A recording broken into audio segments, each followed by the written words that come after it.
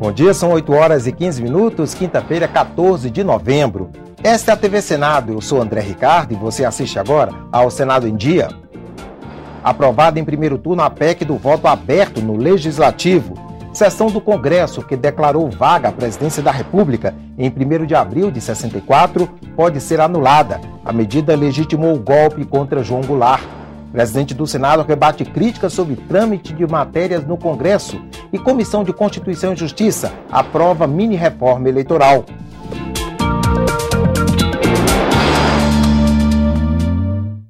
O fim do voto secreto nos legislativos de todo o país e em qualquer tipo de deliberação motivou intensos debates ontem no plenário. A proposta de emenda à Constituição foi aprovada em primeiro turno por 54 votos a 10 e uma abstenção. Assim que o presidente do Senado anunciou a matéria, dezenas de senadores se inscreveram para discutir a proposta de emenda à Constituição. O fim do voto secreto em todos os tipos de votação é polêmico. Em nome da transparência, nós vamos ampliar a dependência, isto sim, a dependência histórica e lamentável do Poder Legislativo submetido ao Executivo. A população nos passa uma procuração. E quando alguém me passa uma procuração, como é que eu presto conta para ela se eu voto secretamente? Não há nenhuma desculpa para querer se esconder o voto neste Senado Federal. Já são 3 horas de discussão e os senadores ainda se revezam na tribuna. A proposta que está em debate muda o sistema de votação em todas as casas legislativas do país. Se for aprovada, será possível saber, por exemplo, como os parlamentares votam nos processos de cassação de mandato, análise de vetos presidenciais e, no caso dos senadores, na escolha de autoridades. O voto aberto, no caso da escolha de autoridades, lança sobre todas elas um véu de suspeição. A hipótese de que um magistrado possa vir a decidir com favorecimento ou com animadversão em relação a um parlamentar em razão do seu voto. Numa república é não ter segredos. Numa república não cabe segredos. E quem não aguenta pressão, não venha para um parlamento. Nós exercemos uma representação que nos foi delegada por um cidadão que tem todo o direito de saber como vota o seu representante no Congresso Nacional. O último a falar foi José Sarney. O mais experiente senador da casa recomendou a manutenção do texto constitucional. Nós vamos abrir o Congresso às influências do poder econômico, do poder político e de toda espécie de poder, se nós nos submetemos a destruir, pouco a pouco, como algumas vezes estamos fazendo, a democracia. Por volta das 8h30 da noite, as votações começaram. No primeiro turno, prevaleceu a posição dos senadores que queriam voto aberto em todos os casos. E a PEC foi aprovada por 54 votos a favor contra 10.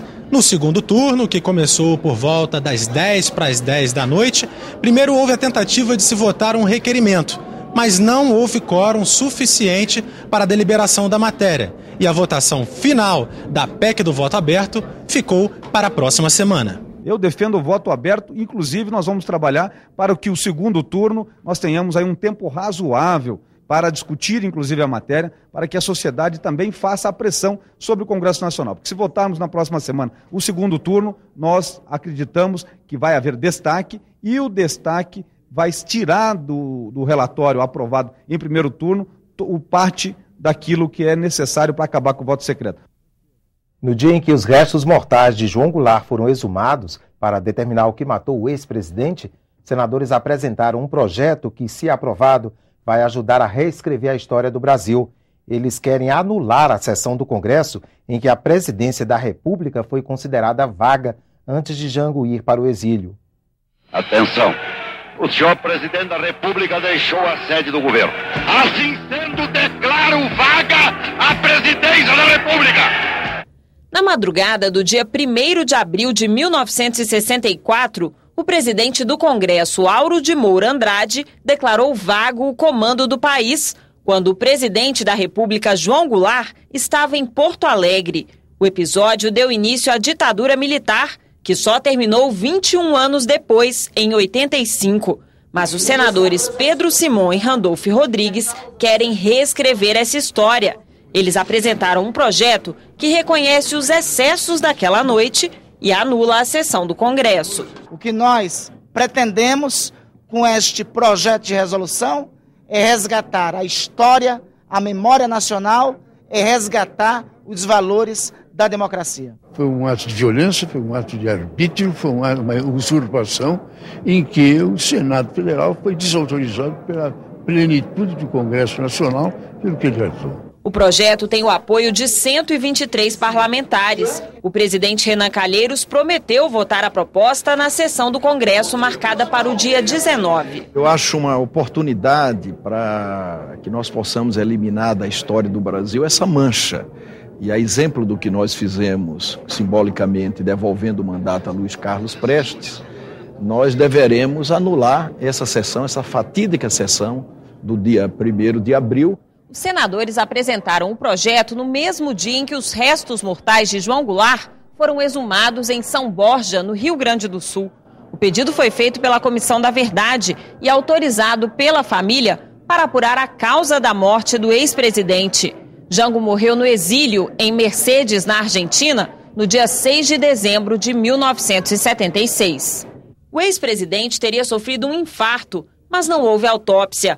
A suspeita de que ele foi envenenado surgiu numa entrevista do ex-policial da ditadura uruguaia, Mário Neira Barreiro, feita pelo jornalista da TV Senado, Deraldo Goulart. Conseguimos colocar um comprimido em aqueles remédios que eram importados, que vinham da França. A entrevista faz parte do documentário Jango em 3 atos, que conta a vida, o governo e o exílio do ex-presidente. No documentário, em determinado momento, ele diz: eu ajudei a matar seu pai, ao filho João Vicente, ao filho do Jango, que estava junto nessa entrevista. O João saiu com a certeza de que o Jango, nesse período no Uruguai, ele era espionado.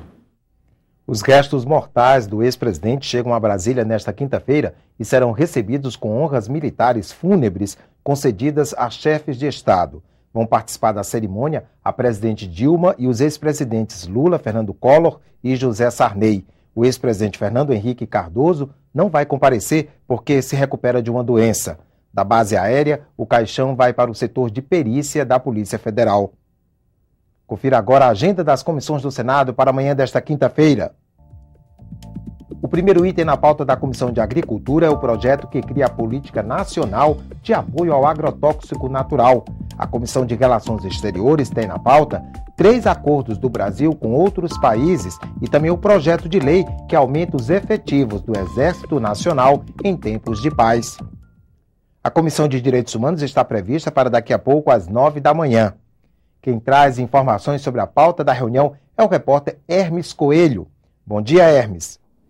Bom dia, André Ricardo. A Comissão de Direitos Humanos realiza hoje uma audiência pública para discutir o atendimento às mulheres na rede pública de saúde. Também será debatido um caso que comoveu o país inteiro e ocorreu em 2002. A moradora da Baixada Fluminense, Aline Pimentel, perdeu o bebê e a própria vida após ser mal atendida na rede pública de saúde. Ela tinha uma gravidez de alto risco e o médico acabou negligenciando o atendimento. Após 5 dias, ela acabou morrendo. Esse caso repercutiu tanto que em 2011 a ONU condenou o Brasil. E agora os senadores e os participantes da audiência pública vão discutir mecanismos para melhorar o atendimento à saúde de todas as mulheres do país na rede pública. André. Obrigado, Hermes. E a Comissão Mista de Orçamento se reúne às 10 horas para analisar o relatório da Receita da proposta de lei orçamentária para 2014. Deputados e senadores também examinam projetos que autorizam créditos para diversos órgãos da administração pública. O presidente do Senado rebateu ontem críticas do presidente da Câmara sobre o trâmite de matérias entre as duas casas. O estopim foi uma declaração do presidente da Câmara sobre o voto aberto. Com os deputados, está uma proposta do Senado que acaba com o voto secreto apenas nas cassações de mandato. E com os senadores, a PEC da Câmara, que prevê voto aberto em todas as decisões do Legislativo. A Câmara está esperando o Senado votar. E eles estão esperando a Câmara votar. Então é um jogo de empurra. O presidente do Senado lamentou o comentário. Falta à Câmara fazer o que o Senado faz. Tudo que a Câmara vota, o Senado vota, quase que automaticamente.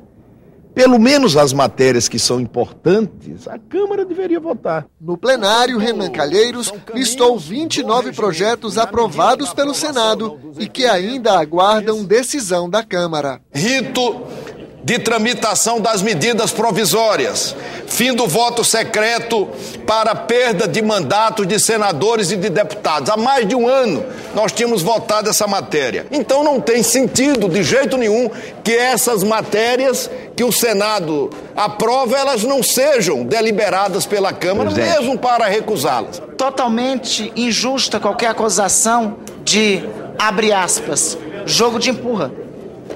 O Senado tem produzido, e tem o seu testemunho disso, tem encaminhado matérias para a Câmara. E, de fato, nós não temos tido a reciprocidade. Salta aos olhos que a Câmara não tenha deliberado ainda sobre o comércio eletrônico. Há mais de 12 meses, essa matéria repousa nas gavetas, nos escaninhos da Câmara. O presidente da Câmara também responsabilizou o Senado pela aprovação das chamadas pautas-bomba, projetos com impacto nas contas do governo. Pauta bomba da PEC 300, ela foi aprovada por unanimidade no Senado Federal e mais, se esmeraram mais, votaram os 2 turnos num dia só. Tornar a corrupção crime hediondo é pauta bomba, garantir ao cidadão o direito de resposta, como estabelece a Constituição, é pauta-bomba, regulamentar a legislação que pune juiz e membro do Ministério Público que cometeu crime, é pauta-bomba, ao invés da aposentadoria. São essas matérias que estão lá. A Comissão de Constituição e Justiça aprovou ontem a mini-reforma eleitoral. O texto, já aprovado uma vez pelo Senado e modificado na Câmara, tramita em regime de urgência. Os destaques apresentados agora pelos senadores vão ser analisados diretamente no plenário. O texto do projeto limita a contratação de cabos eleitorais. Também não vão ser permitidas algumas peças de propaganda, como outdoors e cavaletes. Foram criadas ainda novas regras para a realização das convenções partidárias, o que provocou polêmica. Alguns senadores temem que as mudanças não sejam válidas para o ano que vem, porque alteram o processo eleitoral fora do prazo. Eu entendo que a grande maioria do que foi aprovado nessa matéria possa valer já para a sessão de 2014. Mas cabe aí uma consulta jurídica. Eu acho que a Comissão de Constituição e Justiça deve fazer uma consulta, pedir um parecer jurídico do TSE, para que eles possam se pronunciar, dizendo o que vale desta reforma para a eleição, para não ficar insegurança jurídica na cabeça dos candidatos e da própria população. O Senado entregou ontem a medalha Ulisses Guimarães a 5 parlamentares que contribuíram para a Constituição brasileira. O ex-presidente da República e atual senador Fernando Collor de Mello recebeu a medalha por ter colaborado com a implementação da nova Carta Magna. Também foram homenageados o senador afastado e atual ministro de Minas e Energia, Edson Lobão, e os senadores José Agripino, Lídice da Mata e Oswaldo Sobrinho. Todos foram deputados constituintes. Outras 20 pessoas foram condecoradas com a medalha Ulisses Guimarães numa sessão solene do Senado no mês de outubro. Um projeto quer tirar um peso das costas de crianças e adolescentes. O texto aprovado ontem na Comissão de Assuntos Sociais estabelece que as mochilas com material escolar devem levar no máximo 15% do peso corporal. Um estudante com 40 quilos, por exemplo, só poderia carregar 6 quilos na mochila. Cena comum nas escolas de todo o país. Estudantes carregando mochilas pesadas, cheias de livros e cadernos. Eu acho totalmente desnecessário, porque nem sempre todos os livros são utilizados. O volume excessivo de material pode prejudicar a saúde. De vez em quando eu sinto dor, dependendo do dia, o tanto de material, caderno, livro. Além do transporte público, de manhã, lotado, a gente indo pro trabalho, chegam com as colunas toda doendo. Alguns colégios oferecem espaços para evitar que crianças e adolescentes carreguem tanto peso. É o caso dessa escola pública em Brasília. Mas não existem armários suficientes para todos. E para ter conforto, os estudantes têm que pagar uma taxa mensal de R$ 70. Acho que 1/3 das pessoas aqui tem armário e tem que pagar pelo armário. Eu acho que isso não deveria acontecer, porque não é todo mundo que tem condição.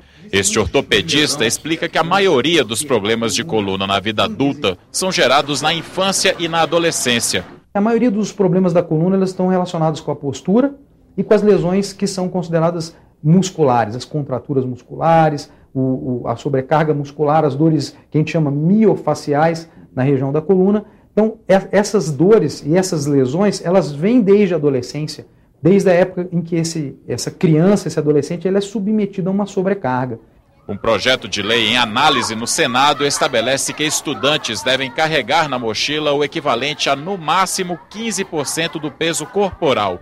Nós temos aí uma entidade científica americana que mostra que limitou em 15%, através de estudos, o peso corporal como limite do peso do material a ser carregado pelas crianças. Mais eficaz do que definir o peso da mochila é definir o modelo da mochila. Hoje em dia nós temos aí as mochilas com rodinha, que podiam ser um padrão adotado nas escolas estaduais e municipais. Para garantir que a medida seja cumprida, a relatora da matéria na Comissão de Assuntos Sociais acrescentou um dispositivo que obriga as escolas a oferecerem armários para todos os alunos. A Sociedade Brasileira de Ortopedia prevê que 60% a 70% dos problemas de coluna da vida adulta foram desencadeados por peso excessivo carregado na infância e na adolescência. A proposta foi aprovada pelos senadores e ainda precisa ser votada em segundo turno na comissão. Ela vai acabar servindo, no meu entendimento, como uma orientação para as escolas. O fato é que alguma coisa precisa ser feita. O Senado em Dia termina aqui. No decorrer da manhã você acompanha outras informações nos boletins do Senado Agora. Enquanto isso, continue assistindo a nossa programação.